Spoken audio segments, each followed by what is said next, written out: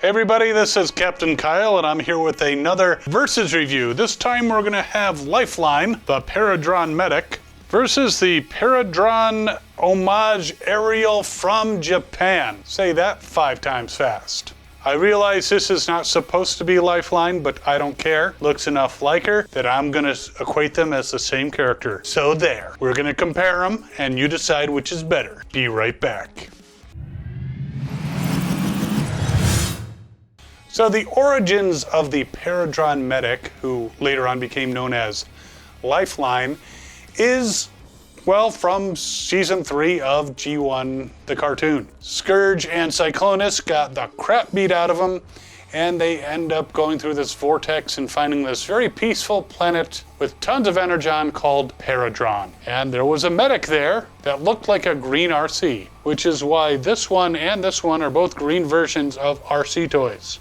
And of course, the medic helped them get better, and of course, they basically abused the hospitality and started gorging on Energon, and then there was a whole invasion with Decepticons. It was a mess, and Paradron was lost. But it gave us this character that we saw for about 13 seconds in a G1 cartoon. They're getting as bad as Star Wars. But still, people have always wanted the Paradron Medic. I'm going to start out by going over the Earthrise one. And before we get too far, yes, you can compare the faces of Earthrise Arcee with Earthrise Lifeline, and it does appear that they put more makeup on the medic. She's more of a warrior. She doesn't have time to put on makeup. I don't know what people are complaining about. You know, she's got to destroy Decepticons. She's got to heal people, but probably has a few minutes to go powder her nose. Or maybe she has someone put on makeup for her. I don't know anyone like that. So looking at her in robot mode, she's a very articulated toy. I do like the fact that unlike some versions of Arcee and of course Lifeline, they didn't give her high heels. She's actually very stable because her feet go very flat. I know being flat-footed is supposed to be a bad thing, but it actually works. Now she is a little top heavy because she's got this friggin' shell on her back that is basically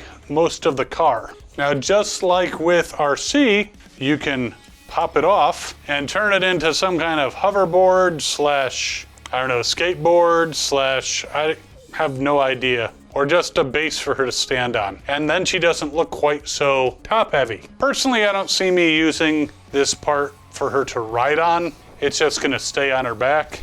But because she has ball joint technology, she can do all kinds of kicks, her arms pose in all different ways. She cannot do the Jean-Claude Van Damme, at least not a full one. Now, despite the fact that she's a medic, she still, like many medics, has a gun.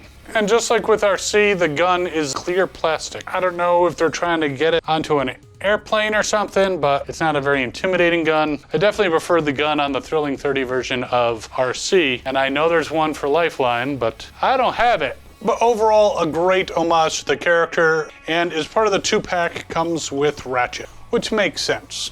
Now this one is actually supposed to be Energon Ariel, which is what in Japan they call Arcee, which gets really confusing because Ariel was the name of Alita 1 before she became Alita 1, but then there's Arcee, who's supposed to be a totally different character. It boggles the mind. But despite that, they made a green-colored Ariel Arcee in Japan, gave her this huge crossbow type thing, and despite the fact that she's definitely not supposed to be the Paradron Medic, aka Lifeline, so many people have used her as the Paradron Medic, I'm just going with that.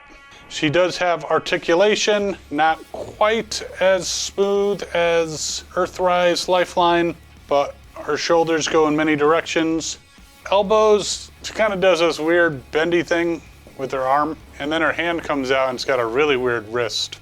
She can go nowhere close to doing a Jean-Claude Van Damme, but she can kick forward. She's got like multiple joints in the knees because of her transformation, so she can bend her leg in all kinds of ways. And sure, she can kick forward, even a little bit to the side. But the weird thing about her is she does have high heels. It actually folds into the transformation, but she has high heels. Very practical in combat, I'm sure. They're both cool looking figures, but as you can tell, the new Lifeline from Earthrise is taller. Obviously the green is a little more show accurate on the Earthrise version, but still Both cool robot modes and good things to have. All right, vehicle modes. So Earthrise Lifeline is basically a shell former. If you look at the bottom, pretty much there's the robot, and there's a shell that was on her back. God, I love being a turtle! It's a cool looking car mode, definitely just like Arcee, but I have to say even like Thrilling 30 Arcee uses more of her actual limbs to form the outside of the vehicle than either Earthrise Arcee or Lifeline do. But it's still a cool looking car. It doesn't roll very well. What do you think, Kat? Are you fond of this particular version? Doesn't go very far, but it rolls. What's interesting is the wheels have wheel covers, which I guess is great in a battle situation because it's not easy to shoot out the tires. So Paradron Ariel changes into this motorcycle with lots of extra weapons.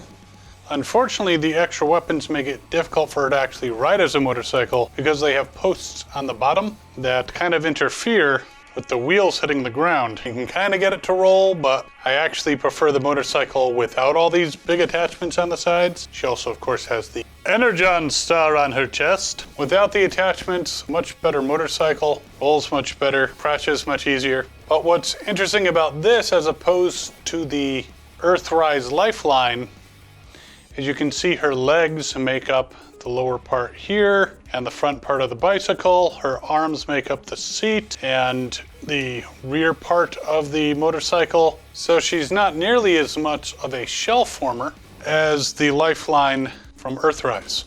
The motorcycle is actually taller of a vehicle, but obviously overall a little bit smaller just because of, physics. Physics.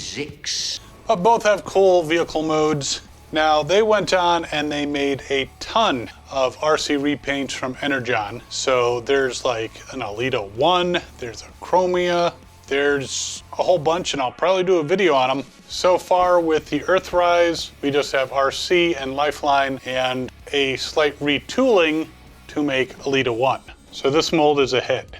But both very cool toys, and again, this might as well be Lifeline. You can still potentially get Lifeline through Amazon. I'll put a link in the description for her, along with Ratchet. And if not, you'll have to go on eBay. I'll put a link for that as well. This one you'll definitely be looking on eBay to get it if you want to acquire it. Both very cool parts of my collection. And which one do you think is better? Do you like the new Lifeline, who again looks a lot more screen accurate to the actual character of the Paradron Medic, though is a bit of a shell former? Or do you like the badass motorcycle chick who's not really Lifeline but could be? She's got green hair. It's kind of a punk.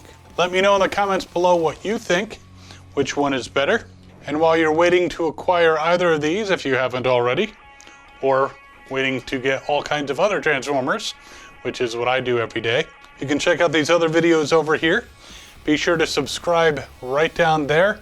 Hit that notification bell. You can follow us on the social things. We'll see you next time, and as always, have fun and good hunting.